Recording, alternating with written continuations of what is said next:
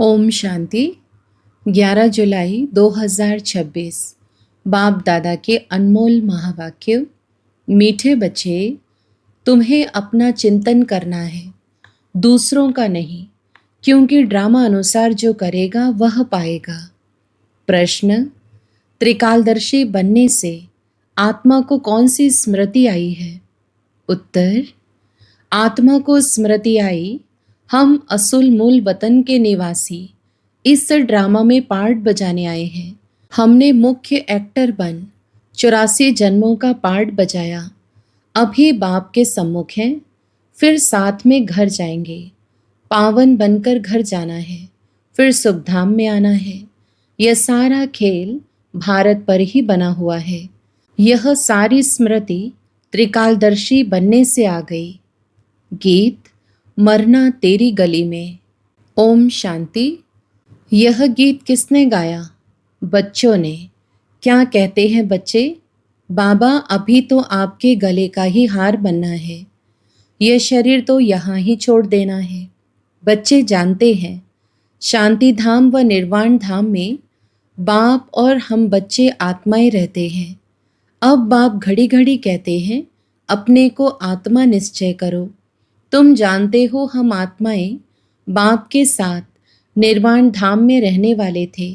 फिर यह शरीर धारण कर 84 जन्मों का चक्र लगाया है। बच्चे जानते हैं, हम बरोबर परम धाम के निवासी हैं। अब फिर बाबा आए हैं, तुम बैठे हो, देखते हो बाबा सामने बैठे हैं। यहाँ है लौकिक शरीर के संबंध। हम असुल आत्माएं थी, फिर लौकिक संबंध में सुख का और दुख का जीवन बिताया। अभी तुम आत्माएं त्रिकालदर्शी बनी हो। बाप भी तीनों कालों, तीनों लोकों को जानने वाला है। तुम भी जानते हो, नंबरवार पुरुषार्थ अनुसार पढ़ाई की याद तो रहनी चाहिए ना। अभी स्मृति आई है, बाबा ने समझाया है, तुम मूल वतन में रहने वाले हो। अभी तुम बाप दादा द्वारा त्रिकालदर्शी बने हो। तुम जानते हो, इस ड्रामा के हम मुख्य एक्टर्स हैं। सारे ड्रामा का नॉलेज तुम्हारी बुद्धि में अब है। स्मृति आई है, हम आधा कल्प सुखधाम में रहते हैं, वहाँ रावण होता नहीं। हम आत्माएं पूरे 84 जन्मों का चक्र लगाती हैं। अभी बाप सम्मुख बैठे हैं। आपकी श्रीमत पर चल, हम आपके साथ चलेंगे। जितना हो सके आपको याद करेंगे। तुम बच्चों को सारा दिन यही ख्याल में रहना चाहिए, जबकि त्रिकालदर्शी बने हो। ऊंचते ऊंच है भगवान, उनके साथ तुम बच्चे भी ऊंचते ऊंच रहने वाले हो। अभी तुम बच्चों को घर की याद आई है। हम पवित्र बन अपने परमधाम घर जाएंगे। बाप शिव की पूजा होती है तो सालीग्रामों की भी पूजा होती है। बाप ही आकर आत्माओं को पावन बनाते हैं। आत्माओं को पवित्र बनाने वाला एक ही बाप है, और कोई बना न सके। अभी तुम सारे ड्रामा के खेल को जान चुके हो, समझते हो भारत पर ही खेल बना हुआ है। तो अब तुम बच्चों को बाप सम्मुख बैठ समझाते हैं। हर एक जीव की आत्मा जानती है, बाबा ज्ञान का सागर है। उसको भक्ति मार्ग में बुलाते आए हैं और प्रतिज्ञा करते आए हैं, बाबा आप आएंगे तो जरूर हम आपकी मत पर चलेंगे। यह कोई लौकिक संबंध की बात नहीं। तुमको देही अभिमानी बन यह ख्याल रखना है कि हमको एक बेहद के बाप की श्रीमत पर चलना है, उनका ही मानना है। वह तो बहुत सहज समझाते हैं। तुम्हारा अब तीसरा नेत्र ज्ञान का खुल गया है। यह ज्ञान तुमको यहाँ है। मूल वतन में बाप और बच्चे रहते हैं, वहाँ यह किसको पता नहीं रहता। अभी तुम बच्चों को बाप अपना अंत देते हैं, वही ज्ञान का सागर है। और कोई सत्संग में ऐसे नहीं कहेंगे कि बाबा हम आत्माओं को पढ़ाते हैं। यह तुम जानते हो। घड़ी घड़ी तुमको कहना पड़ता है, देही अभिमानी बनो। आत्मा इस ड्रामा में एक्टर है, पार्ट बजाती है। हम आत्मा ने चोला लिया है, वह एक्टर्स कपड़े बदलते हैं। तुम आत्माएं निराकारी दुनिया से यहाँ आकर यह शरीर रूपी चोला लेती हो। वह सिर्फ अपने कपड़े बदलते हैं। हम आत्माओं को बाबा फिर से आकर राजयोग सिखला रहे हैं। अब तुम बच्चे समझते हो बाबा आया हुआ है, तो जरूर हम बाबा के मददगार बनेंगे। पवित्र बन और सारे भारत को पवित्र बनाएंगे। हमको श्रीमत पर ही चलना है। श्रीमत कहती है बाप को याद करना है। जो करेंगे वह पाएंगे। सब तो नहीं आकर पुरुषार्थ करेंगे। जिन्होंने कल्प पहले पुरुषार्थ किया है वही करेंगे। अभी वापस जाना है, इसलिए पुरुषार्थ कर पवित्र जरूर बनना है। हम ऊपर मूल वतन में रहने वाले हैं। पहले पहले हम स्वर्ग में आए थे, फिर सीढ़ी नीचे उतरते आए। बाप समझाते भी भारतवासियों को है। भारत में ही आते हैं, याद भी भारत में करते हैं कि आकर हमें पावन बनाओ। शरीर धारण कर हमको श्रेष्ठ कर्म सिखलाओ। शरीर का नाम भी गाया हुआ है। यह भाग्यशाली रथ है। बाप भी कहते हैं मैं साधारण तन में प्रवेश करता हूँ। आगे भी कहा था तुम बच्चों को स्मृति आई है। बरोबर 5000 वर्ष पहले भी बाबा ने यही कहा था और कोई भी यह बात बता नहीं सकते हैं।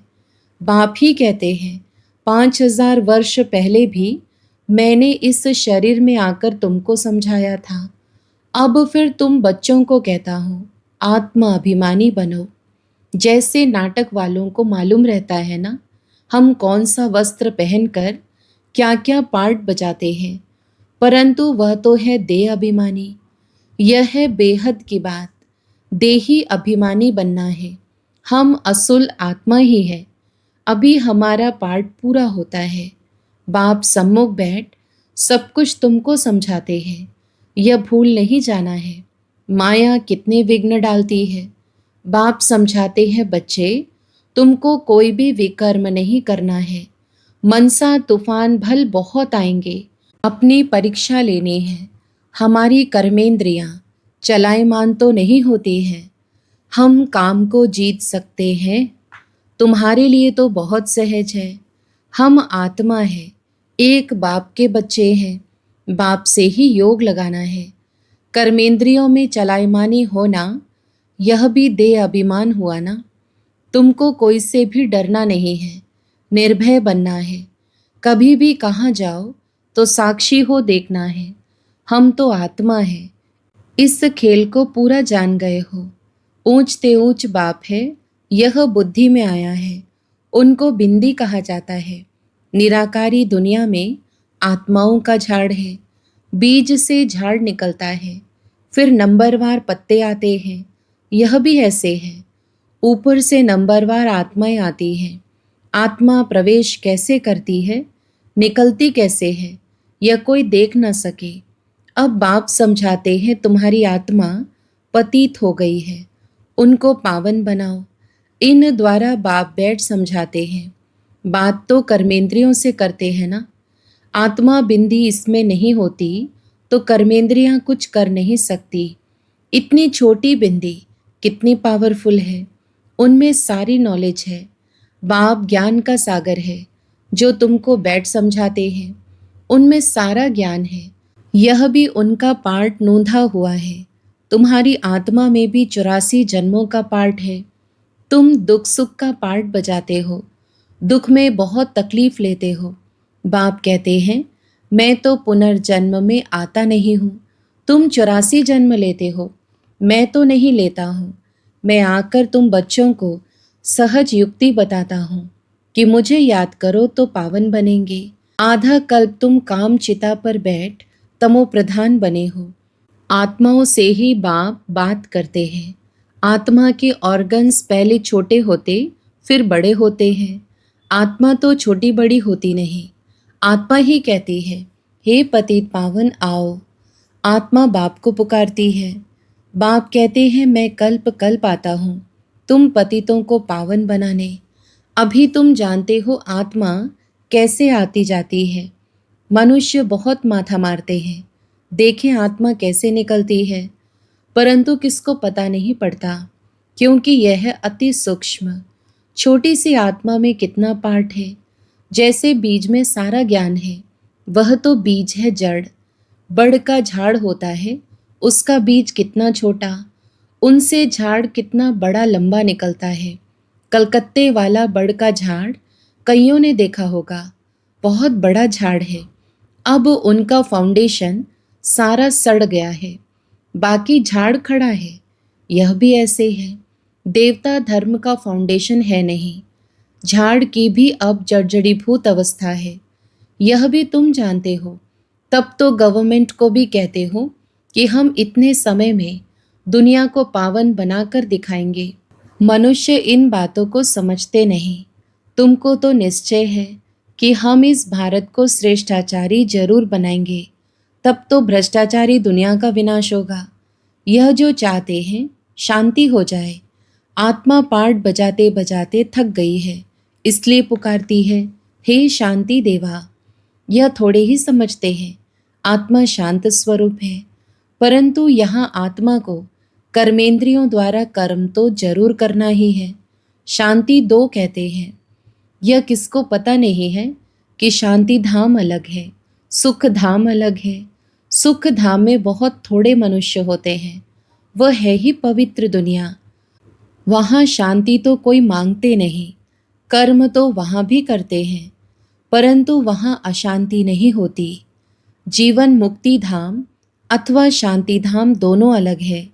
सतयुग में जीव आत्माओं को सुख भी है तो शांति भी है, एवर हेल्दी वेल्दी रहते हैं।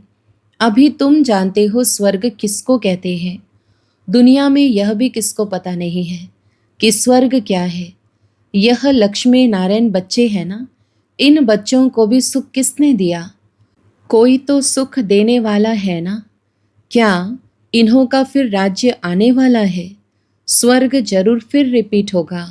स्वर्ग में जब होंगे तो वहाँ ऐसे नहीं कहेंगे कि नर्क फिर से रिपीट करेंगे। अभी कहते हो पवित्रता सुख शांति की नई दुनिया फिर से रिपीट होगी। यह तो पुरानी दुनिया दुख धाम है, इनको आयरन एज कहा जाता है। नई दुनिया भी तो थी ना, उनको स्वर्ग कहते हैं। यह ज्ञान तुम्हारी बुद्धि में ठहरा हुआ है। बरोबर हम फिर से देवी देवता बन रहे हैं। तुम्हारी एम ऑब्जेक्ट ही यह है। हम फिर से स्वर्ग की बादशाही लेते हैं। बेहद के बाप से वर्षा जरूर पाएंगे, यह अच्छी रीति याद करना है। हम आत्माएं वहाँ रहती हैं, फिर हम यहाँ आए हैं पार्ट बजाने।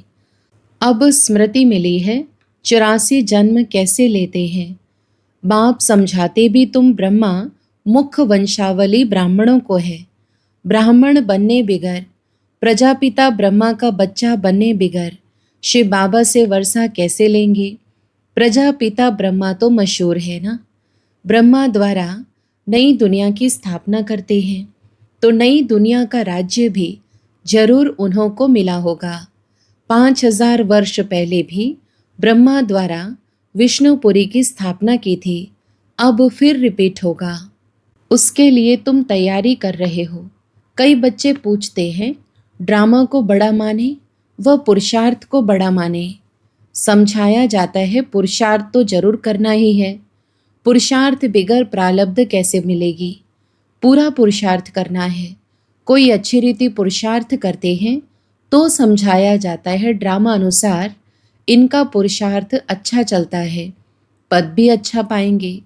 उनका पुरुषार्थ बहुत तीव्र चलता है, फिर चलते चलते कोई का कम पद भी हो जाता है। ब्राह्मणियाँ जानती हैं, ब्राह्मणियों के पास आने वाले भी जानते हैं फलाना बहुत अच्छा चलता था, आजकल आते नहीं हैं। कहते हैं हमारी बुद्धि में पता नहीं क्यों नहीं बैठता है। बाबा को हम याद ही नहीं कर सकते हैं, बस हम नहीं चल सकेंगे, बड़ी मंजिल है, ऐसे ऐसे लिख देते हैं। मूल बात है ही निर्विकारी बनना।